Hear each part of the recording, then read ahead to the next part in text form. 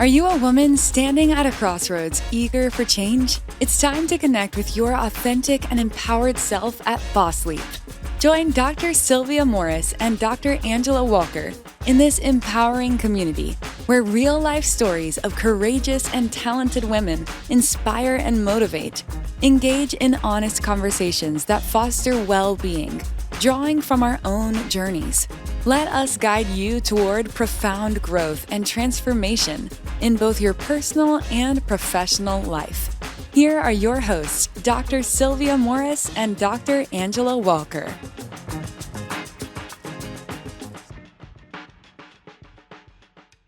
Welcome to the Best of Boss Leap Volume 2. In this special episode, we're bringing together 4 unforgettable conversations, with each one highlighting a woman who took a big, bold boss leap. You'll hear from Chelsé Storm Lilly, a video ethnographer, Dr. Don Mandeville, an OBGYN and certified menopause expert, Felicia Fair, mother and pageant contestant, and finally, Chandra Brubaker, IT entrepreneur. These stories are powerful, personal, and packed with the kind of inspiration we all need as we continue to make our own boss leaps.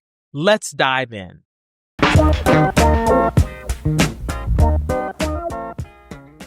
First up, episode 43, Chelsé Storm Lilly, a video ethnographer who shares her origin story. Honestly, I think I really came to, and I kid you not, when I was 8 years old. So I'm sure you're aware that my father was in the Navy and he was in the military. So I grew up a little military brat. But when my father was overseas during the Gulf War, he sent me a camera. I believe it was for, I say 8th birthday. It might have been 7th, but 7th or 8th birthday. He sent a camera over. And I remember my mother telling me it either took 4 to 6 months for it to, actually get to our doorstep for my birthday. And I remember him writing, saying, take pictures of everything that you think is beautiful. And from that moment, I don't know how I can remember that was drilled in my head. It wasn't like a task I had to do. It was like I was immediately just falling in love with all of these things that I saw every day. And I wanted him to be able to see because I knew he was out on water and he wasn't going to be able to see it. And that's translated through my lifetime to I have a unique perspective. And we all do. Honestly, we all have a unique perspective. But I wanted to be able to share mine with the world some type of way.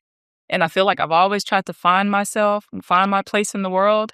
And that's where my place seems to be. That's where my passion is, where I feel like my purpose is not only for me to share my perspective, but for you to see that your perspective is just as valuable, even more valuable, in a lot of different ways that we don't consider it. We think that we have to shrink ourselves or that we can't, everyone has seen that. Well, maybe there's a way that you are showing them that they've never seen before, or maybe it'll resonate a certain way. So that's how it came to be. My father said, and this is the camera. The camera. That's like a vivid card. Like as little, I have one of those. I still have it. Yeah, this is the camera. So wow. This is my very, very first camera. And this is the camera that he sent over. So it's a real thing. I'm not just talking. Shout out to Ben Woods, yes, who was a part of creating the Storm and her photography. That is awesome. Never heard that story. Love that. Thank you. And so tell us, how did you come to the name Storm? Okay, so I didn't come up with Storm. So I used to be really, really involved in everything, well, still am, with everything arts and culture, And at one point in time, I was a music manager. I actually worked in the music business for a little bit. Anybody that we know or you can share? I worked with some people that maybe you might know, but not as in like, I was a little lowly intern. I was over there I wanted to be Sylvia Rohn. I wanted to be Hype Williams. I actually wanted to be a music video filmmaker. So I wanted to do music videos and do all that. But when I was in the music industry, I ended up kind of doing something on the side. I'm a serial entrepreneur. I wanted to, have my own brand and do this. So I had my own little label with some really good friends of mine. And because a record label? it was a little indie And I was like, yeah, no. But I thought we focused a lot on really like the A&R aspect, like finding talent and really developing talent, because we would see people that were getting these record deals and on the radio, and no offense to them, but I was like, I know somebody down the street that know how to sing that. Do this. President right About that. But they probably didn't have the direction. Here I am thinking, 18, 19 years old, I'm thinking I can give somebody some direction. So, I knew what was going on. Yeah. And didn't know anything now that I look back at it. But I had the drive, and there wasn't anything that I could navigate at the time. Now, when they call me Storm, that's not, they didn't describe it that way.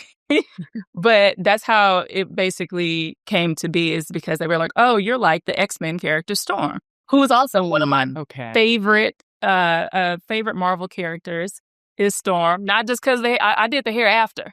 So she had it first, but I loved it. And so they used to call me Storm because they were like, there's really nothing that you can't, get over, navigate, kind of do. I don't want to say get over. It sounds like I was being deceptive. Yes. That kind of thing. And shout out to Storm. I have on my little, see if I can see my little Storm shirt on today. So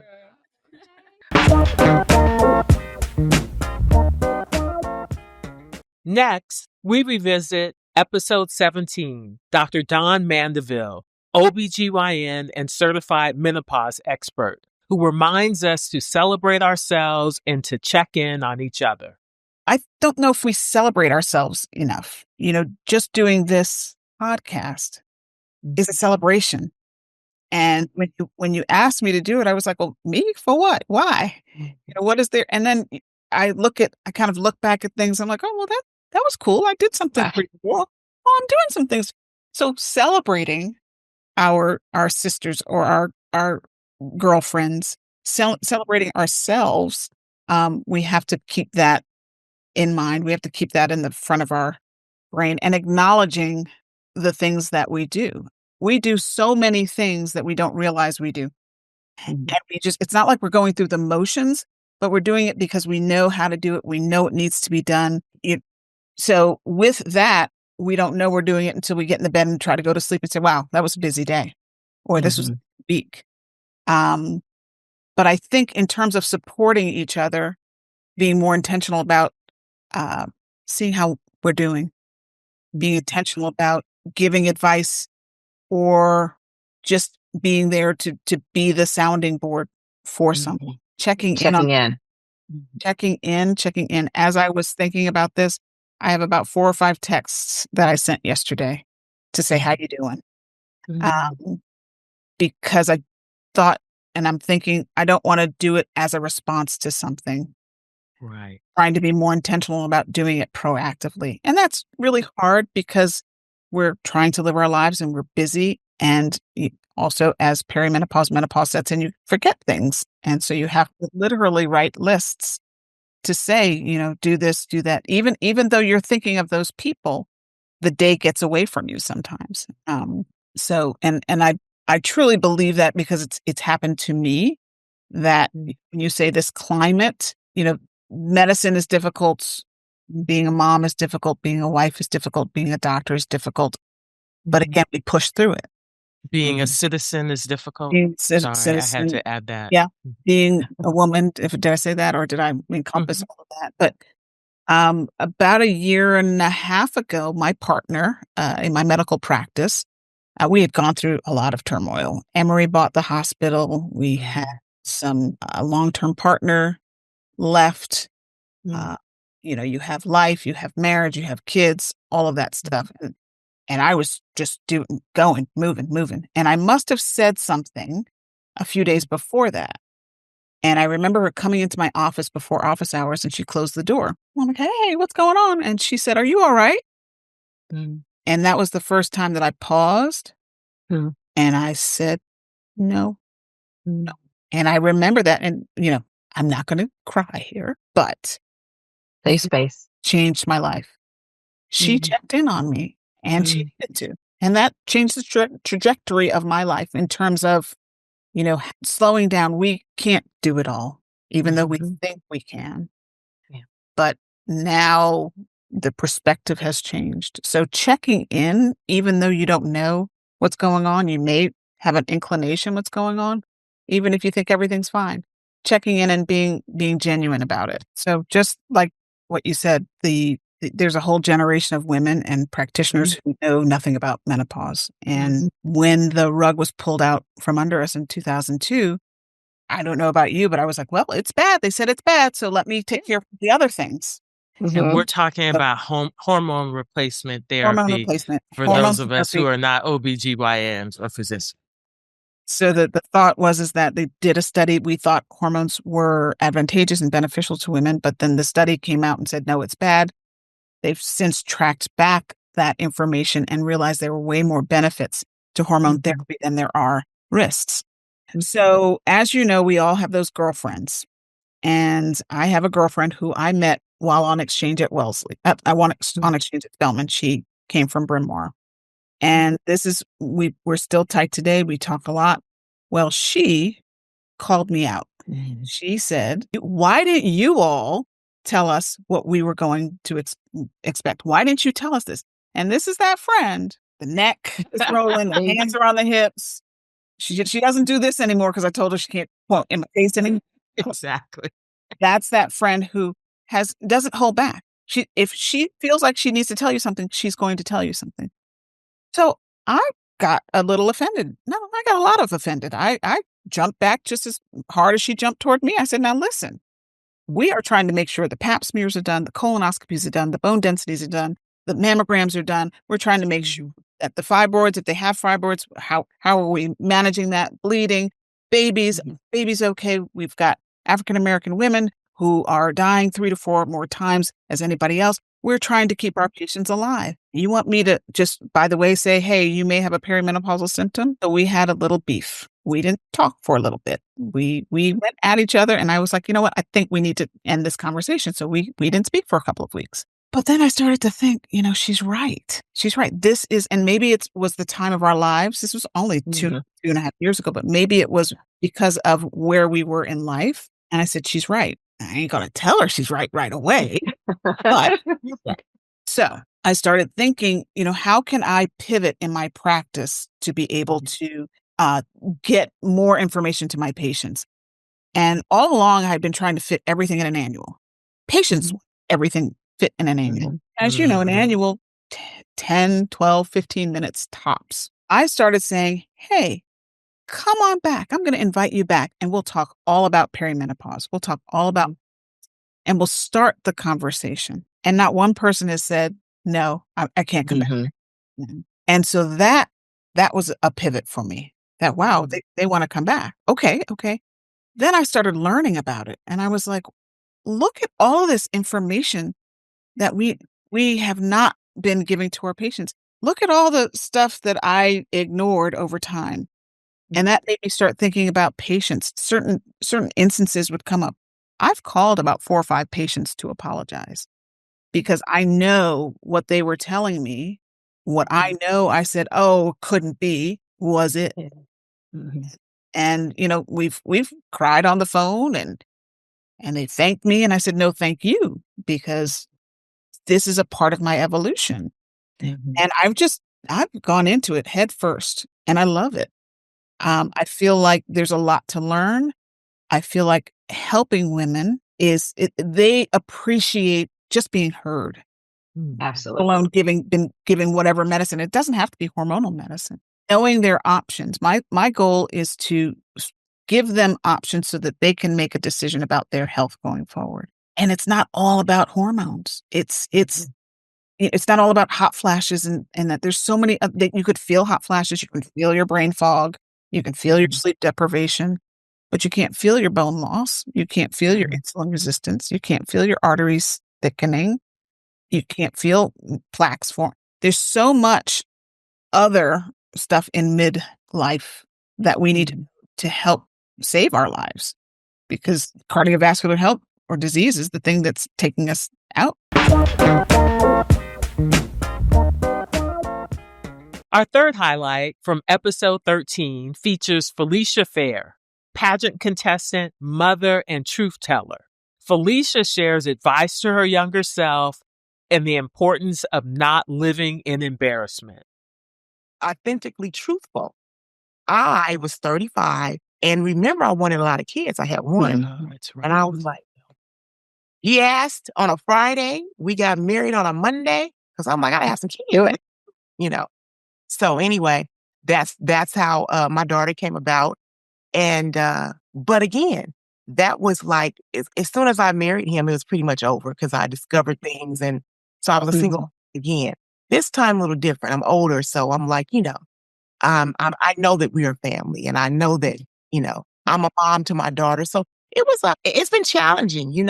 Financially, I wasn't in the same spot, but my family, they helped me, and it's highs and lows with Yes, parenting. motherhood. I gotta say, motherhood is highs and lows, but I wouldn't change it for a thing, and I did my best. That's I really And that's the point. I think motherhood is just about doing the best that you can with the information that you have at that time. Because we're all going to be able to reflect and hear things and, that our kids tell us later about their experiences. And I know for me, it's just been, no idea. Things that you may have heard, from other adults, church, school, and things that form them for the good or bad that you just were not aware of. And so at those times, you're doing your best with what you have at that time. absolutely. Yeah. And Felicia, I want to thank you so much for being candid. Mhm. It is hard to say, you know what, that I needed to pivot from that relationship. And the fact that you were able to navigate that very quickly and Yes. say, "Oh yeah, I need to change from this." A lot of people, we get in this stuff and we stay married to it, Stuck. literally and figuratively. We Yes. stay stuck because either we cannot admit to ourselves that we've made a mistake, because we all make mistakes, or we become committed to changing ourselves or our situation or the person. Usually it's a person. We know we can't change people. Nope.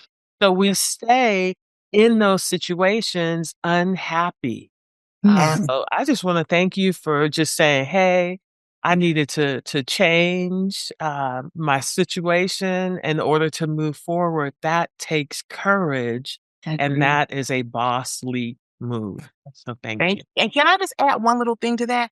Absolutely. And I wanted to say this because people get embarrassed, like you said, and I just don't live in that in embarrassment. Mhm. Once I realized I made a huge mistake, I just said, I made a huge mistake.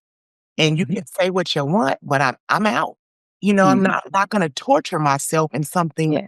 that is unhealthy. And then I've just moved on. It wasn't easy in the sense of not l- leaving well, it wasn't easy because he did do some things that were ridiculous, but I did it and, went to therapy too. Let me just add that. Went to therapy. Very good. Therapy's Yeah. important. We But I like also that. know that sometimes when we even say, I made a mistake to our friends and family, if they are not sort of in that receptive area to support us in that and kind of help us move forward, as opposed to, well, if you hadn't done X, Y, and Z, you wouldn't be here. Right. Or I told you That's not so. helpful. Yeah, exactly. So, yeah, that takes courage. I really appreciate how you're like, you know what, I don't live in embarrassment, but you're on to the next thing. Yes. Yep. Agreed. Thank you. Yeah. What advice would you give to your younger self? Now you're full on, I like to call us, we are in the auntie age. Really, you're a grandma, and we will get to that. But what advice would you give to your 22-year-old self? Well, I'll go back just a little bit backwards because I should have went to Howard. That's where I wanted to get that out there. That was the school I knew about, and I wanted to go to Howard. So I should have went away to college. I should have. Can I ask why you did not, if you want to share?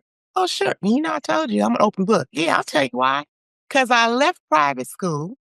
I went to St. Mary. You were a Mary's girl. I went to St. Bernard's. I'm sorry, I just had to say that. I wanted to go, but actually I didn't pass the entrance exam.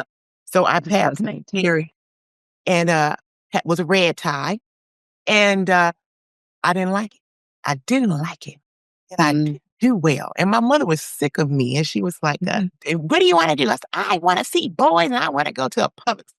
Boy, oh boy. I will tell anyone who's listening, if you're in private school up until high school, and you better make sure that your student, your child can handle the change. Because let me tell you, oh my gosh, I lost my mind, literally. And the work was very easy. So that was not the problem. And I just got caught up with the wrong people or whatever. And so my grades they were not well. And I just said, that's it. And well, I'm just going to get a job. And my mother was so disgusted. She says, do you want a car or do you want me to pay for college? Give me a car. And she's like, well, you have to go to work. I'm like, okay.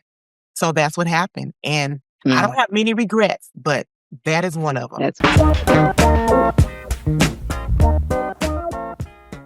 And finally, in episode 55, we hear from Chandra Brubaker, an IT entrepreneur who is the Olivia Pope of technology, who's got great advice for college students in the age of AI.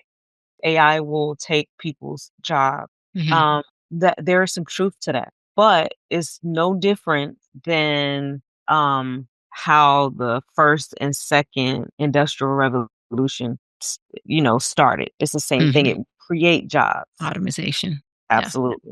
Yeah. Absolutely. So and what would you say to this generation of college students as they're thinking about what they'd like to do in the future, whether it's software engineering or whatever it is? What do you say to them on how to, in essence, predict where things are going to fall out such that they are still marketable and have the skill sets for the next generation of jobs and employment? That's a good one. I have young adults now, and I think the days of going to school just becoming a programmer is different. And the schools will start to transition too. I think that this younger generation have to understand electrical, plumbing, contract work. Those are the things that's the industries. Some people would look at plumbers 15 years ago and say, oh, it's just a plumber. Do you know how much it costs to get a plumber to your house? Yes. In a timely on a Saturday fashion? or Sunday? Yes. Absolutely. Yeah. And then think about when you're pairing plumbing with AI. So imagine, if that little camera thing that goes down the pipe. Oh, it's beyond deeper than that now. More than that. Yeah, I'm just a doctor. And even in the medical field, there are glasses out now where, and I think Georgia Power is using it to a certain degree. And don't quote me on this, but I think they are, where the engineers could wear the glasses and then go out to a line. And if they run into any problems, glasses can take a picture of whatever component that they're working on, send it back to a large language model like Chat, Perplexity, and it can analyze the problem and tell them how to fix it. Very nice. Wow. So even if you're not this expert electrician, as long as you're licensed and you're running into a problem, instead of the problem, pausing and then you have to wait to a supervisor or someone else. This is something that you could utilize that could tell you what to do in the moment. So that's what I'm saying about kind of pairing. And for the younger generation, you have to figure out a way to use AI as a companion. Use it to learn things that you never thought you could learn, or maybe couldn't even afford to go to college and learn. Yeah. Wow. So Chandra, you brought up plumbing and electrical. So I'm going to shift to kind of housing and redevelopment. And I know that you have a DIY bug. So can you kind of talk about how you got into DIY projects and your favorite projects so far? Yes. So not only was I coined Olivia Pope of technology, but also the jack of all trades. Okay. Whenever somebody if they're looking to fix something or do anything, whether it's with a house, a car, or anything, somebody's like, call Ken. You're a tinkerer as well. You got it honestly. Yes. And so I, with my mom, putting wallpaper up and doing things like that. I made my own clothes. So anything that was domestic in a sense, I leaned into it. But getting into the DIY thing before it became a thing online, I quickly realized that, plumbing, electrical is expensive. And sometimes you're in a position where if it's late night and something breaks, you don't really have time. And I just did that. Let me go online and watch a video and see how to fix it. And so that's what really got me started. One too many things broke. Everyone wants a house until things break, right? Right. Yes. And I just started seeing a vision for how I wanted my house to be. And I wasn't scared to take down walls and things of that nature. So, but I think my biggest project is my entire home. I've had to learn on the go. And so I've had to do the electrical, I have to do the plumbing and actually build out walls. But, thanks to YouTube and other people sharing their experiences, it helped me propel forward. And you have clearly an aptitude because there'd be no way in the world I could take down a wall and put it back up and not electrocute myself or flood my house. So I think you are downplaying your skill sets. And then, I'm from Griffin, so, I'm not afraid to get dirty. Because I can do my own nails. I'll do my nails and my hair later, but I'm not afraid. Yeah.